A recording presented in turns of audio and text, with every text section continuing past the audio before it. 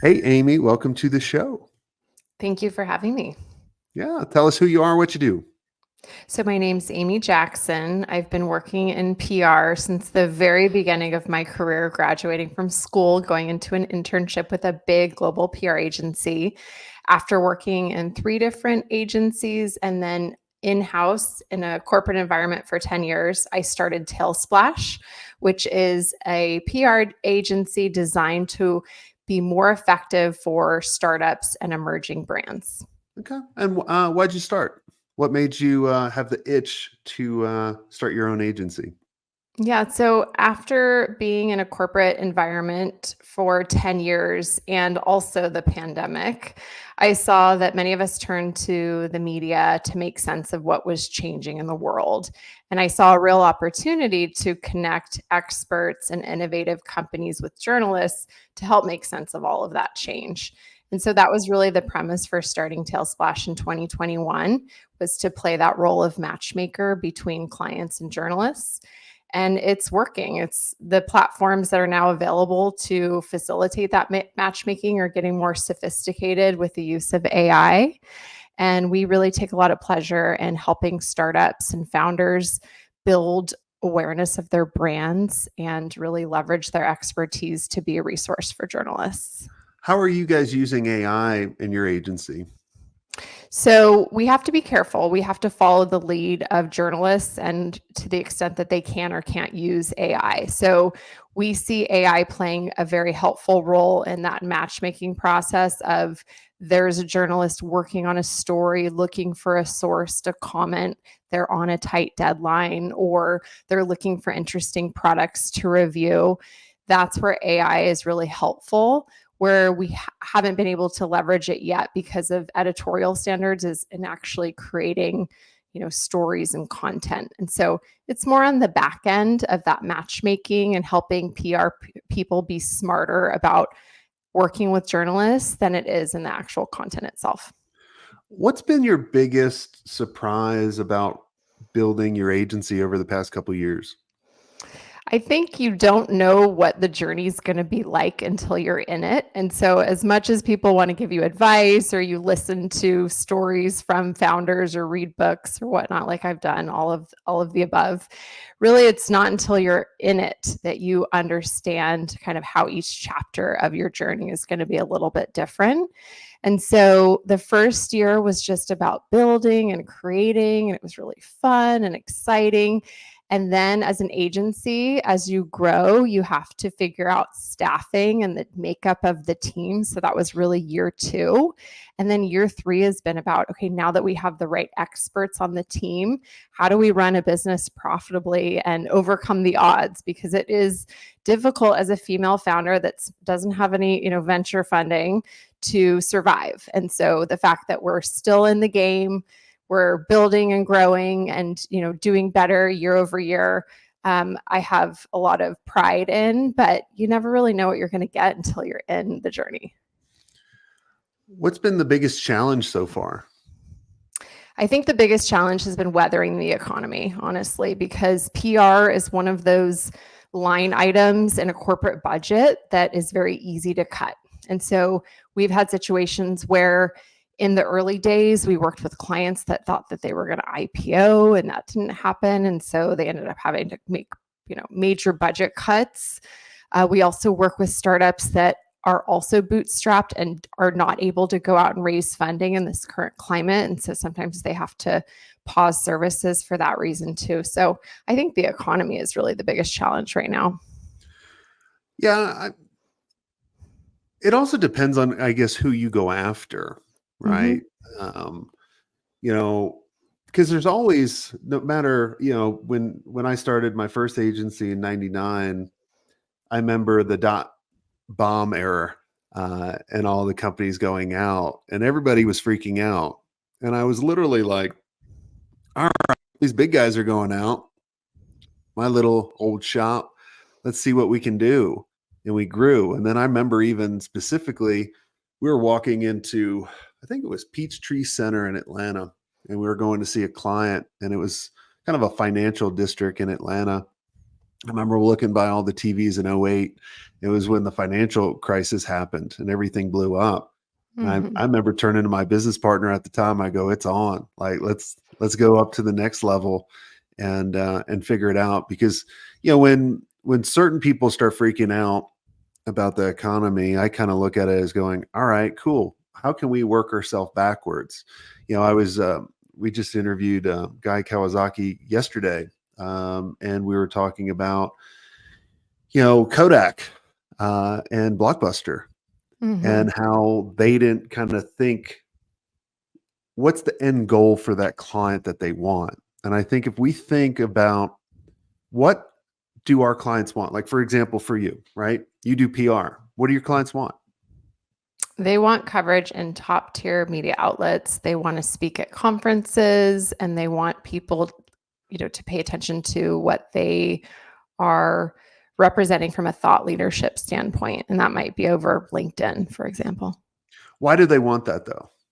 They want that to help grow their business. So they want that to bring in more customers, to bring in investors, to have credibility as a newer company. Even founders that have been building, multiple businesses, they still have to start from scratch in terms of getting the name out there for their company. So, Yeah, yeah, you nailed it on the head. It's really like I remember working with a nonprofit agency, and they said, "Hey, we do websites for nonprofits." I'm like, "Why the hell do you do websites for nonprofits? What do they want?" Well, they want to look better. Okay, why do they want to look better? I want to get more members, donors, and volunteers. Aha, right? Kind of, mhm. it's kind of like if you remember, Coming to America is one of my favorite movies, Yeah. and when they're in the barbershop and Eddie Murphy's playing all these characters, Mhm. and the guy goes, he goes, "Hey, I called over the waiter," and I go, "Taste the soup, just taste the soup." He goes, "Why do you want me to taste the soup? Just taste the soup." And he goes, "Why do you want me to taste it? Just taste the soup." And he goes, "Well, do you have a spoon?" He goes, "Ha ha," because the waiter didn't give him a spoon, right? Yeah. It's so obvious Mhm. for what we want. And for everyone listening, I want you guys to really kind of think about what do your clients want? They want more business. Why do they want more Mhm. business? So they can play the game. Why do they want to Mhm. keep playing the game? Right? Like you said, they want more investors, they want more business. Like that's what we need to focus on rather than there's a lot of agencies out there saying, "Oh, we'll build more awareness for you." Well, okay, that's good, but we got to think our clients aren't thinking the way we think, and they're Right. not as knowledgeable as we are. I always go back to the reference like taste the soup. Yeah, you need that spoon. That's an opportunity right there is to provide the spoon. Exactly. Cool. Um, what's the what was the first when did you really kind of start feeling like you had some momentum in the agency? I mean, you've been doing it since 2020, so it's 4 years. Uh, you know, it's it's still pretty early. I feel for people. I didn't feel like I started figuring out the agency world until like 9 years. Okay. Good to know. So you got a long time. Yeah.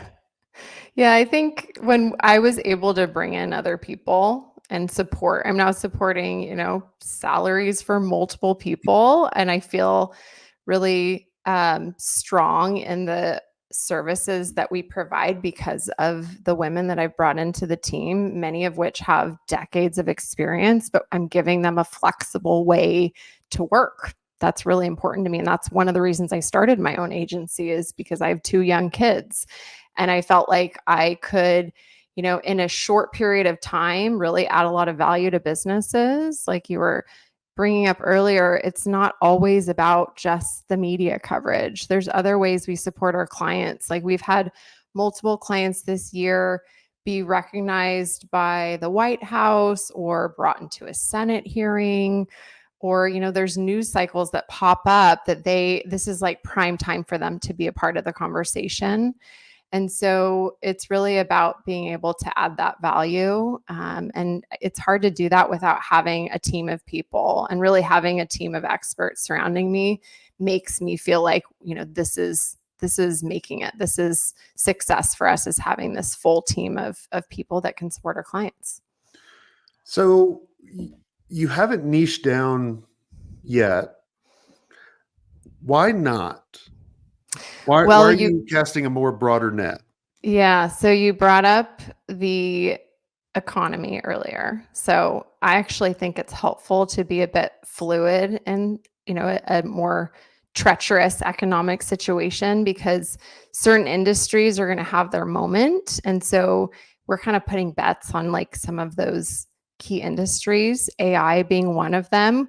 We rode the AI wave all the way from, ChatGPT breaking the mainstream media news cycle in early 2023 to now, to where it's more about regulation of AI. With climate solutions, we've worked with quite a few companies since the beginning of TaleSplash in the climate space, and we've seen different, infrastructure bills and things come through the federal government that are making climate solutions, more mandatory, more of a necessity. And then there's always new emerging lifestyle brands. And so we like to be available to those brands too, because there's a lot of media outlets that are constantly looking for, great new products or lifestyle experts to provide advice. And the other emerging field is health tech, which, is not necessarily new, but there's so much investment going into health tech as well. So those are the big bets that we've made, is because each of those categories has growth opportunity. And so I don't see the need to focus on just one, because one of those, could go through a slump. One of those could, not have the growth that it's having in this moment. So I see benefit in diversifying. I gotcha. What's your primary? Where do you generate the most leads? Is it through referrals? So it's mainly through meeting people, honestly. So I've tried out a lot of different marketing channels, and I've done some lead gen where you're accessing companies that are actively looking for a PR agency. And I've done, events and conferences where I've attended and met founders and kind of started the conversation there. And then I do have some referrals that come our way. But I would say when I look at kind of the pie chart, most of our growth comes from meeting people at events. Yeah. Yeah. One of the things, I think you'll figure this out, and most people do, because I was identical to you. When I started, I saw all these markets crash, and majority of our business came from like the personal networking. And my business Yeah. partner loved going to events. I hated it. Like literally, he wanted to talk. He could talk to the wall. Yeah. And and I was always like literally the one in the corner going like, "Oh, please don't talk to me. Oh, please." And then they'd come out. I was like, "Oh, damn." I was like, "All right, I got to talk." So that was a good compliment for us. Because I look at growing an agency, you need kind of three channels, because you can grow to a certain level, and usually that level's around the 2 million mark. Mhm. And then you kind of hit the ceiling, and it's because of the amount of people that you meet. It's hard to get to the next level because those people are at different places, Right. or they hide out, right? They're in the green room. They're speaking at the events and that kind of stuff. And so when I started looking at the channels I wanted to build, I started looking at it. I need an inbound channel. How do I get the perfect client to call us? Right. And that's when I started realizing, I was like, man, we gotta have practice areas. And I started with one practice area. And then we would build more once we mastered those, which took a long time. And then I looked at it going, I need an outbound strategy. And I'm not talking Mhm. about hiring an outbound agency that we always get spammed on LinkedIn or whatever, right? Like, I'll generate you 20 meetings. Like physically, like building a salesperson or a sales team in the agency of going, and then giving them a list, being like, these are the perfect clients. And then the last part was strategic partnerships. Like we became a very big strategic partner when Microsoft was coming up, or Sitefinity, or some of the other technologies that they could refer us. And when we did that, that's when we really broke through the 2 million mark and went well above the 8-figure mark. And it's all dependent on what everybody wants as well, right? Like some people I chat with, they go, dude, I'm doing this to hang out with my buddies, do this lifestyle company, do some cool work, and I don't want the pressures of getting bigger. And I tell them, I'm like, that's cool.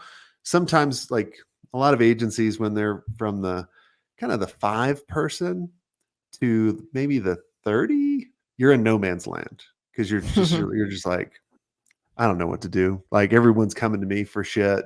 Like you guys just make good decisions. But when you start putting some people together that can actually make decisions without you, like you actually delegate stress to other people, Right. which It's is true. awesome. Which is Yeah. awesome.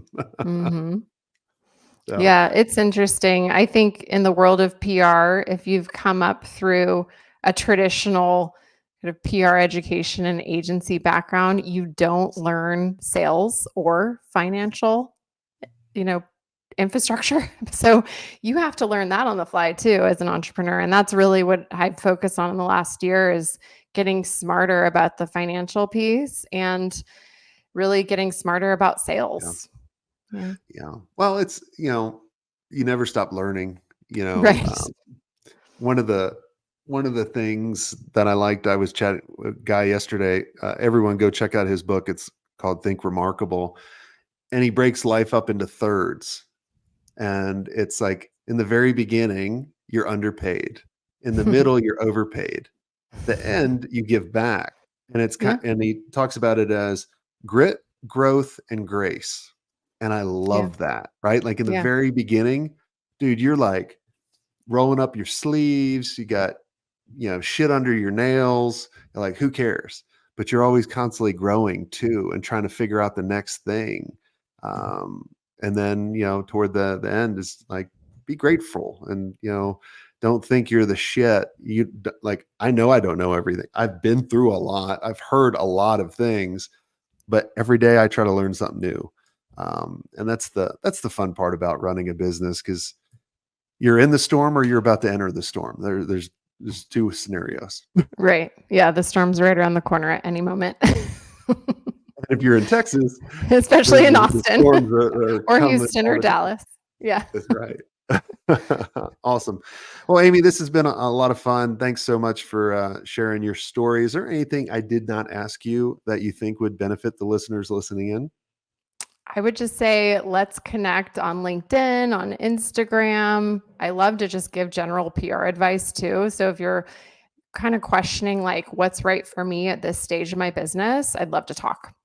Awesome. Well, cool. Well, thanks so much, Amy, for coming on the show. And if you guys enjoyed this episode and you want to hang out with other amazing agency owners, where we've built a really pretty exclusive and amazing community of agency owners just sharing what's working, what's not working, make sure you guys go to agencymastery.io and click the scale button, and we'll have a conversation. And if we can help you out, we'll help you out or point you in the right direction. If we can't, that's no problem too.